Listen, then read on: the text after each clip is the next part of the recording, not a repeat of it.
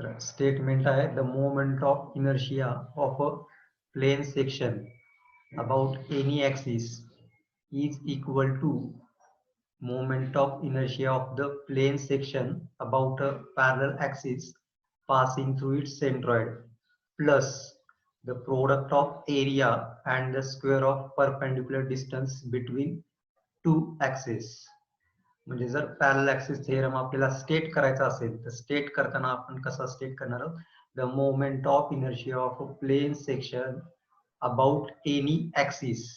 तर प्लेन सेक्शनचा moment of inertia जर आपल्याला एनी ऍक्सिसशी रिलेटेड जर कॅल्क्युलेट करायचं असेल तर बेसिकली आपण मोमेंट ऑफ इनर्शिया हे सेंट्रोइडल ऍक्सिस सोबत हे डिटरमाइन करतो. पण सेंट्रोइडल ऍक्सिस सोडून जर अदर ठिकाणी जर तुम्हाला मोमेंट ऑफ इनर्शिया काढायचा असेल तर त्यासाठी पॅरलल ऍक्सिस थेरम हा आपण युटिलाइज करतो. तर moment of inertia of a plane section about any axis is equal to the moment of inertia of plane section about a parallel axis passing through its centroid plus product of area and the square of perpendicular distance between two axes. तर simply mathematically आपण त्याला mention करणार आहोत I A B is equal to I X X plus A H square. तर parallel axis theorem काय आहे तर parallel axis theorem मध्ये जर एखाद्या पर्टिक्युलर ऍक्सिसला जर आपल्याला मोमेंट ऑफ इनर्शिया काढायचा असेल तर तो ऍक्सिस ज्या सेंट्रोइडल ऍक्सिसला पॅरलल आहे तो सेंट्रोइडल ऍक्सिसचा मोमेंट ऑफ इनर्शिया घ्यायचा आहे प्लस त्याच्यामध्ये काय ऍड करायचंय प्लस त्याच्यामध्ये प्रोडक्ट घ्यायचा आहे. त्यामध्ये फर्स्ट टर्म असणार आहे तुमची एरिया आणि सेकंड टर्म असणार आहे तुमची square of distance between two parallel axis किंवा डिस्टन्स बिटवीन टू ऍक्सिस. तर मॅथमॅटिकली हे पाहू आपण. आता फॉर एक्झाम्पल जर आपण रेक्टँग्युलर सेक्शन घेतला तर या रेक्टँग्युलर सेक्शनचा एरिया असणार आहे ए. त्यानंतर ह्याचा हॉरिझॉन्टल सेंट्रोइडल ऍक्सिस आहे एक्स किंवा एक्स एक्स. आणि आपल्याला क्वेश्चन मध्ये असं दिलंय तर जे काही स्टँडर्ड आहेत तर आय एक्स एक्स आणि आय वाय वाय ह्याचा मोमेंट ऑफ इनर्शियाचा फॉर्म्युला आपल्याला माहित असणार आहे.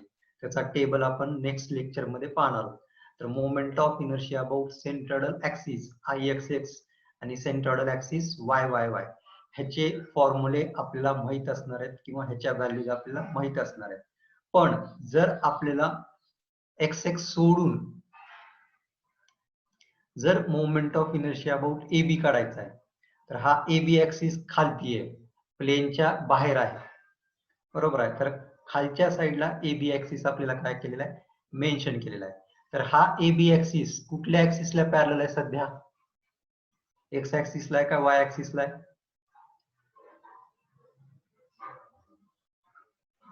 एक्स ऍक्सिसला तो पॅरलल आहे. मग पॅरलल ऍक्सिस थेरम आपल्याला काय म्हणतोय की moment of inertia about any axis. तर इथं एनी ऍक्सिस म्हणून कुठला ऍक्सिस घेतलाय आपण ए बी ऍक्सिस घेतलाय आणि सेंट्रोइडल ऍक्सिस म्हणून कुठला ऍक्सिस असणार आहे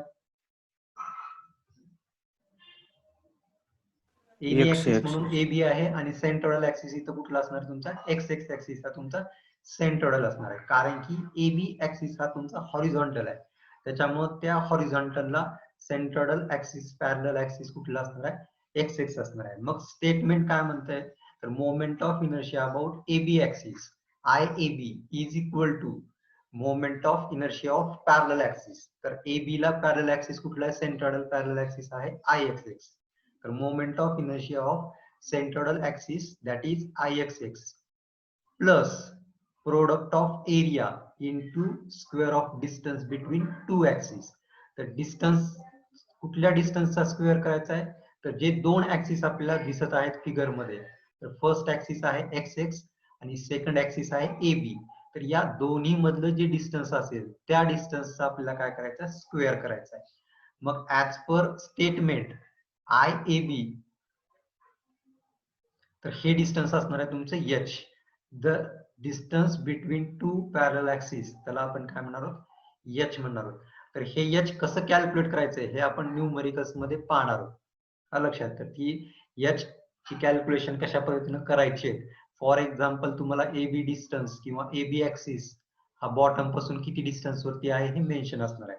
त्याच्यानुसार आपण H चे कॅल्क्युलेशन हे पुढे न्यूमेरिकल्स मध्ये पाहणार आहोत.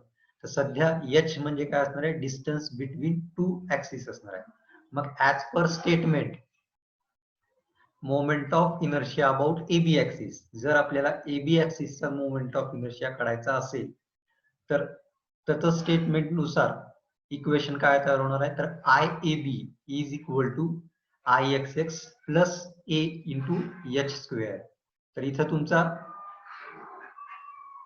Moment of inertia about XX plus area into perpendicular डिस्टन्सचा स्क्वेअर तिथं काय केलेला आहे आपण मेन्शन केलेला आहे. तर AB हा ऍक्सिस तुमचा हॉरिझॉन्टल आहे, त्याच्यामुळे सेंट्रॉइडल हॉरिझॉन्टल ऍक्सिस त्याची व्हॅल्यू आपण काय केलेली आहे, IXX घेतलेली आहे. आपल्याला IXX ची व्हॅल्यू ही माहित असणार आहे किंवा IXX चा फॉर्म्युला हा माहित असणार आहे. तर रेक्टँगल साठी फॉर एक्झाम्पल सांगतो तुम्हाला, IXX चा फॉर्म्युला आहे BD³/12. तर तो BD³/12 चा फॉर्म्युला तिथं पुटअप करून आपण त्याची व्हॅल्यू ही डिटरमाइन करू शकतो. लक्षात, तर ते स्टँडर्ड फॉर्म्युला आपण बुधवारच्या लेक्चर मध्ये पाहणारच आहोत. तर moment of inertia about AB axis is equal to काय असणार आहे, IAB is equal to IXX plus A into H square. जर सेकंड एक्झाम्पल जर घेतलं आपण, तर हा आहे तुमचा वर्टिकल ऍक्सिस YY. आणि जर तुम्हाला असं सांगितलं की moment of inertia about CD axis काढा, लक्षात, तर CD ऍक्सिस आता कसा आहे, व्हर्टिकल आहे का हॉरिझॉन्टल आहे, वर्टिकल. तर वर्टिकल आहे. तर त्या वर्टिकल CD ऍक्सिसला जो सेंट्रोइडल ऍक्सिस पॅरलल असेल, तो सेंट्रोइडल ऍक्सिस पॅरलल कुठला असणार आहे, YY ऍक्सिस हा तुमचा पॅरलल असणार आहे, लक्षात. त्याच्यामुळं ICD हे जर तुम्हाला काढायचं असेल, तर moment of inertia about CD axis जर काढायचं असेल, तर तुम्हाला CD आणि YY ह्याच्यामध्ये डिस्टन्स काय पाहिजे, माहित पाहिजे. तर ते आपण अजून केलेलं आहे H. तर ऍज पर स्टेटमेंट किंवा as per parallel axis theorem, ICD moment of inertia about CD axis म्हणजेच ICD इज इक्वल टू काय होईल मग, centroidal parallel axis plus AH square. तर इथं सेंट्रोइडल पॅरलल ऍक्सिस थिअरम कुठला आहे, मग ICD इज इक्वल टू काय होईल as per statement,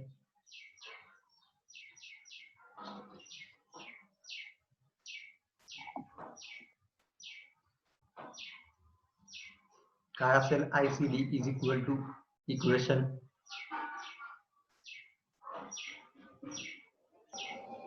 IYY plus A into H square. तर ICD, तर हा ICD किंवा CD ऍक्सिस कुठल्या सेंट्रोइडल ऍक्सिसला पॅरलल आहे, तर CD ऍक्सिस हा तुमच्या YY सेंट्रोइडल ऍक्सिसला पॅरलल आहे. त्याच्यामुळे तुमचं जे काही स्टेटमेंट आहे त्या स्टेटमेंट नुसार ICD इज इक्वल टू काय असणार आहे, IYY प्लस AH स्क्वेअर, लक्षात. तर अशा पद्धतीने आपण जो काही पॅरलल ऍक्सिस थिअरम आहे, तो पॅरलल ऍक्सिस थिअरम आपण काय करणार आहोत, युटिलाइज करणार आहोत. Moment of inertia about XX axis आणि moment of inertia about YY axis या दोन्हीच्या व्हॅल्यूज आपल्याला माहित असणार आहेत किंवा या दोन्हीची रिलेटेड फॉर्म्युले आपल्याला माहित असणार आहेत, लक्षात. त्या फॉर्म्युल्यामध्ये त्या व्हॅल्यूज पुटअप केल्यानंतर आपल्याला IXX आणि IYY या दोन्हीच्या व्हॅल्यूज ह्या माहित होणार आहेत आणि त्या व्हॅल्यूज इक्वेशन मध्ये त्या ठिकाणी प्लेस केल्यानंतर आपल्याला IAB आणि ICD या दोन्हीच्या व्हॅल्यू काय होऊ शकतात, फाइंड आउट होऊ शकतात. तर पॅरलल ऍक्सिस थिअरम हा कधी युटिलाइज करायचा आहे, जर सेंट्रोइडल ऍक्सिस सोडून जर तुम्हाला अदर ठिकाणी मोमेंट ऑफ इनर्शिया काढायचा असेल, तर त्या ठिकाणी आपण पॅरलल ऍक्सिस थिअरम हा युटिलाइज करणार आहोत. जर तुम्हाला IXX काढायला सांगितलेला असेल, तर आपण डिरेक्टली फॉर्म्युल्यानुसार IXX हा काढणार आहोत. पण IXX सोडून जर कुठल्याही ठिकाणचा तुम्हाला मोमेंट ऑफ इनर्शिया काढायचा असेल, तर सगळ्यात पहिल्यांदा आपण काय चेक करणार आहोत, ज्या ठिकाणचा किंवा ज्या लाईनचा आपल्याला मोमेंट ऑफ इनर्शिया सांगितला आहे पहिल्यांदा ती लाईन कुठल्या ऍक्सिसला पॅरलल आहे हे आपण पाहणार आहोत. जसं की इथं स्टार्टिंगला जर AB ऍक्सिसशी रिलेटेड तुम्हाला जर मोमेंट ऑफ इनर्शिया काढायचा असेल तर पहिल्यांदा आपण हे डिसाइड करणार आहोत की AB ऍक्सिस हा कशाला पॅरलल आहे. तर आपला हा AB ऍक्सिस पॅरलल आहे IX ला किंवा हॉरिझॉन्टल ऍक्सिसला. त्याच्यामुळं ह्या दोन्ही ऍक्सिस मधलं डिस्टन्स म्हणजे काय असणार आहे, perpendicular distance between two axis असणार आहे. त्याला आपण H म्हणणार आहोत. तर ह्या परपेंडिक्युलर डिस्टन्सचा वापर करून ह्या प्लेन फिगरचा एरियाचा वापर करून आपण moment of inertia about AB axis हे काय करणार आहोत, डिटरमाइन करणार आहोत. म्हणजेच moment of inertia about AB axis is equal to IAB is equal to IXX plus AH square. हे काय असणार आहे तुमचं moment of inertia about AB axis by using parallel axis theorem असेल. त्यानंतर जर moment of inertia about CD axis हा जर फाइंड आउट करायचा असेल तर CD ऍक्सिस हा कुठल्या ऍक्सिसला पॅरलल आहे सध्या, तर CD ऍक्सिस हा YY ऍक्सिसला पॅरलल आहे. त्याच्यामुळे as per statement ICD is equal to IYY plus AH square हा तुमचा काय असणार आहे, ऍज पर स्टेटमेंट त्याचं इक्वेशन असणार आहे. म्हणजे IXX वापरायचा आहे का IYY वापरायचा आहे इक्वेशन मध्ये, हे कशावर डिसाइड होणार आहे, तुमचा जो काही मोमेंट ऑफ इनर्शिया तुम्हाला काढायला सांगितलेला आहे तो कुठल्या ऍक्सिसला पॅरलल आहे त्या सिच्युएशन नुसार आपण IXX किंवा IYY हे इक्वेशन मध्ये काय करणार आहोत, पुटअप करणार आहोत. तर IAB हा हॉरिझॉन्टल आहे म्हणून आपण इक्वेशन मध्ये IXX वापरलेला आहे आणि CD हा व्हर्टिकल आहे त्याच्यामुळे आपण त्या इक्वेशन मध्ये YY ही टर्म किंवा IYY ही टर्म आपण काय केलेली आहे, युटिलाइज केलेली आहे. लक्षात. तर IXX आणि IYY या दोन्हीच्या व्हॅल्यूज ह्या डिफरंट असणार आहेत किंवा फॉर्म्युलेज हे डिफरंट असणार आहेत. तर त्या त्या फॉर्म्युलेनुसार त्या त्या व्हॅल्यूज तिथं पुटअप करून आपण काय करणार आहोत, हे मोमेंट ऑफ इनर्शिया आहे डिटरमाइन करणार आहोत. तर हा आहे तुमचा पॅरलल ऍक्सिस थेरम. तर पॅरलल ऍक्सिस थेरम जे काही स्टेटमेंट आहे त्या स्टेटमेंटला 2 मार्क असतील आणि तुमचं जे काही मॅथमॅटिकल एक्सप्रेशन आहे त्या मॅथमॅटिकल एक्सप्रेशनला 2 मार्क असतील. त्याच्यामुळे हे स्टेटमेंट, तर स्टेटमेंट मध्ये moment of inertia of the plane section about any parallel axis passing through its centroid plus the product of area and the square of perpendicular distance between two axes. तर ज्या ऍक्सिसचा moment of inertia तुम्हाला काढायचा आहे त्या ऍक्सिसला पॅरललचा moment of inertia आपल्याला पहिल्यांदा घ्यायचा आहे प्लस प्रोडक्ट घ्यायचा आहे एरियाचा and perpendicular distance between two axis. तर जे काही 2 ऍक्सिस एकमेकाला पॅरलल आहेत तर त्या 2 ऍक्सिस मधलं डिस्टन्सचा स्क्वेअर तुम्हाला काय करायचा आहे, तिथं पुटअप करायचा आहे. तर अशा पद्धतीने आपण प्रत्येक न्यूमेरिकल मध्ये या पॅरलल ऍक्सिस थेरमचा काय करणार आहोत, वापर करणार आहोत. तर हा वापर कशा पद्धतीने आपण करणार आहोत ते न्यूमेरिकल्स मध्ये तुम्हाला इझी जाईल. ऍक्च्युअली आपले जेवढे काही मॉसचे कन्सेप्ट आहेत ते मॉसचे कन्सेप्ट तुम्हाला थिओरटिकली थोडेसे अवघड वाटणार आहेत, पण ते न्यूमेरिकल मध्ये वापरताना ते तुम्हाला इझी जाणार आहे. कारण की न्यूमेरिकल मध्ये आपल्याला IXX ची व्हॅल्यू माहित असणार आहे, H ची व्हॅल्यू माहित असणार आहे आणि H ची व्हॅल्यू तिथे इझिली तुम्हाला फाइंड आउट करता येते. त्याच्यामुळं तिथं तुम्हाला हे पॅरलल ऍक्सिस थेरम यूज करताना थोडासा इझी जाणार आहे. कारण की इथं कॉन्स्टंट असल्यामुळे त्या गोष्टी जास्त लवकर लक्षात येत नाही, पण ऍक्च्युअल न्यूमेरिकल मध्ये व्हॅल्यूज असल्यामुळे त्या व्हॅल्यूज ज्या त्या ठिकाणी पुटअप करून आपण पॅरलल ऍक्सिस थेरम हा इझिली वापरू शकतो. तर केव्हा XX वापरायचा आणि केव्हा YY वापरायचे हे टोटली तुम्हाला कुठल्या ऍक्सिसशी रिलेटेड मोमेंट ऑफ इनर्शिया सांगितलाय त्यावरती ते काय असणार आहे, डिपेंड असणार आहे. त्यानंतर सेकंड थेरम आहे परपेंडिक्युलर ऍक्सिस थेरम. तर आता पॅरलल ऍक्सिस थेरम आणि परपेंडिक्युलर ऍक्सिस थेरम या दोन्ही मध्ये डिफरन्स काय, तर पॅरलल ऍक्सिस थेरम मध्ये तुमचे जे ऍक्सिस आहेत ए बी आणि एक्स एक्स ऍक्सिस हे दोन्ही एकमेकाला काय पॅरल आहेत. त्यानंतर सी डी आणि वाय वाय हे दोन्ही एकमेकाला काय पॅरल आहेत. मग परपेंडिक्युलर मध्ये काय असणार आहे, तर ज्या ऍक्सिसचा तुम्हाला मोमेंट ऑफ इनर्शिया काढायचा आहे तो ऍक्सिस उरलेल्या दोन ऍक्सिसला काय असणार आहे, परपेंडिक्युलर असणार. म्हणजे तो 90 डिग्री मध्ये काय असणार आहे, उरलेल्या दोन ऍक्सिसला तो 90 डिग्री मध्ये असणार आहे. परपेंडिक्युलर ऍक्सिस थिअरमचं स्टेटमेंट काय, it state that the moment of inertia of a plane section about any axis perpendicular to the figure and passing through its centroid is equal to the sum of moment of inertia of plane figure about two mutually perpendicular axes passing through centroid G. म्हणजे basically हे statement काय म्हणणार आहे, जर तुम्हाला एका ऍक्सिसचा moment of inertia काढायचा आहे पण तो ऍक्सिस काय असणार आहे, तुमच्या फिगरला परपेंडिक्युलर असणार आहे. मग अशा परपेंडिक्युलर ऍक्सिसचा जर तुम्हाला मोमेंट ऑफ इनर्शिया काढायचा असेल तर तो मोमेंट ऑफ इनर्शिया उरलेल्या दोन ऍक्सिसचा काय असणार आहे, समेशन असणार आहे.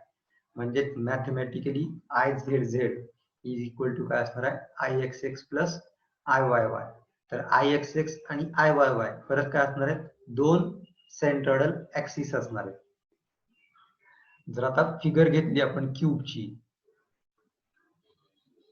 तर हा एक तुमचा क्यूब आहे. तर या क्यूब मध्ये तुमचा हा टॉपचा ऍक्सिस आहे हॉरिझॉन्टल ऍक्सिस, त्यानंतर दुसरा ऍक्सिस आहे व्हर्टिकल ऍक्सिस आणि या दोन ऍक्सिसला तिसरा परपेंडिक्युलर ऍक्सिस आहे तुमचा हा झेड ऍक्सिस.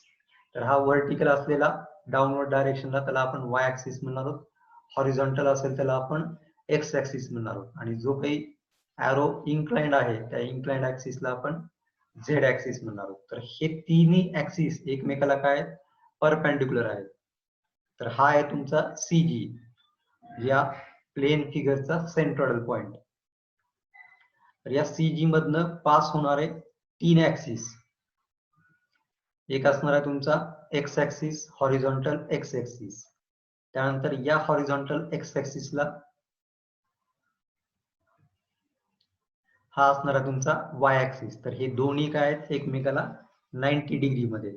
आणि तिसरा ऍक्सिस जर या दोन्ही ऍक्सिसला 90 डिग्री मध्ये असेल तर ह्या झेड झेड ऍक्सिसचा मोमेंट ऑफ इनर्शिया आपल्याला फाइंड आउट करायचा आहे. तुम्हाला या फिगर मध्ये समजत नसेल तर डोळ्यासमोर तुमची नोटबुक आणा लक्षात. तर ती जी काही नोटबुक आहे, ज्यावेळेस आपण नोटबुक पेन वरती रोटेट करतो किंवा फिंगर वरती रोटेट करतो तर त्या नोटबुकला दोन ऍक्सिस असणार आहेत. एक असणार आहे तुमचा हॉरिझॉन्टल ऍक्सिस एक्स एक्स आणि दुसरा असणार आहे वाय वाय ऍक्सिस. तर या दोन्ही ऍक्सिसला परपेंडिक्युलर ऍक्सिस म्हणजे तिसरा ऍक्सिस कुठला असणार आहे, तुमचं ती पेन असणार आहे लक्षात. पेनची डायरेक्शन ही तुमची काय असणार आहे, थर्ड डायरेक्शन असणार आहे. ती पेनची डायरेक्शन म्हणजे तुमचा कुठला ऍक्सिस असणार आहे, झेड ऍक्सिस असणार आहे लक्षात. तुमच्या नोटबुक मध्ये दोन ऍक्सिस असतील, एक असणार आहे तुमचा एक्स ऍक्सिस आणि दुसरा असणार आहे तुमचा वाय ऍक्सिस. आणि त्या प्लेनला 90 डिग्री मध्ये जो तुमचा पेन तुम्ही पुटअप केलेला आहे तो पेनचा ऍक्सिस म्हणजे तुमचा काय असणार आहे, झेड ऍक्सिस असणार आहे. आणि या झेड ऍक्सिसशी रिलेटेड जर तुम्हाला मोमेंट ऑफ इनर्शिया काढायचा असेल तर as per statement I Z Z is equal to काय असणार आहे, simply I X X plus I Y Y असणार आहे. तर ह्याच्यामध्येही आपण आय एक्स एक्स आणि आय वाय वाय या दोन्हीच्या व्हॅल्यूज आपण काय करणार आहोत, पुटअप करणार आहोत आणि आय झेड झेड ची व्हॅल्यू आपण काय करणार आहोत, फाइंड आउट करणार आहोत.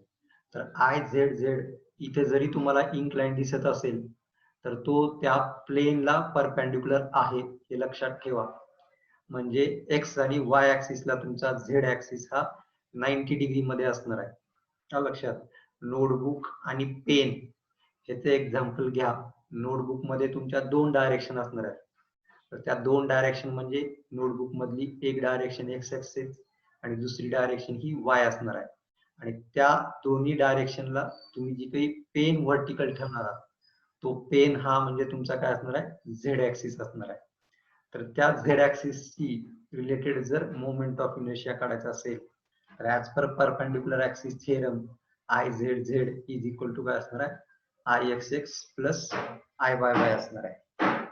तर हे दोन्ही थेरम तुम्हाला न्यूमेरिकल्स मध्ये हे वापरायचे. तर आतापर्यंत आपण फर्स्ट पाहिलेला आहे मोमेंट ऑफ इनर्शियाची डेफिनेशन. तर generally moment of inertia is equal to काय असणार आहे, एरिया इंटू डिस्टन्सचा स्क्वेअर म्हणजे ए इंटू वायचा स्क्वेअर किंवा सेकंड मोमेंट ऑफ एरिया. तर मोमेंट ऑफ इनर्शियाचं युनिट आहे mm⁴, cm⁴ किंवा m⁴. त्यानंतर सेकंड डेफिनेशन आपण पाहिली होती रेडियस ऑफ गायरेशन के और आर. तर radius of gyration is equal to square root मध्ये आय डिवायडेड बाय ए. तर moment of inertia divided by cross sectional area. जर तुम्हाला moment radius of gyration about X X axis find out करायचे असेल तर K X X is equal to square root मध्ये I X X divided by A आपण काय करणार, put up करणार. जर radius of gyration about Y काढायचे असेल तर के Y Y is equal to I Y Y divided by A आपण काय करणार, पुटअप करणार. आणि जर के मिनिमम फाइंड आउट करायचं असेल तर के मिनिमम म्हणजे के एक्स एक्स आणि के वाय वाय दोन्ही मध्ये जी व्हॅल्यू लहान असेल त्या व्हॅल्यूला आपण के मिनिमम म्हणणार. तर रेडियस ऑफ गायरेशनचं युनिट असणार आहे mm, सेंटीमीटर आणि मीटर. त्यानंतर थर्ड टर्म आपण पाहिलेली होती सेक्शन ऑफ मॉड्युलस झेड. तर section of modulus Z is equal to ratio of moment of inertia to the distance of extreme fibre from central axis म्हणजे I divided by Y. तर mm⁵, cm⁵ आणि m⁵ हे तुमच्या section of मॉड्युलसचं unit असणार आहे.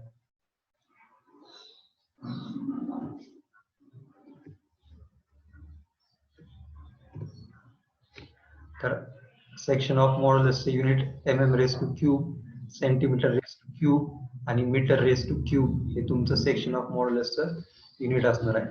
त्यानंतर आपण पाहिलेला होता पॅरलल ऍक्सिस थेरम. तर ऍज पर पॅरलल ऍक्सिस थेरम स्टेटमेंट,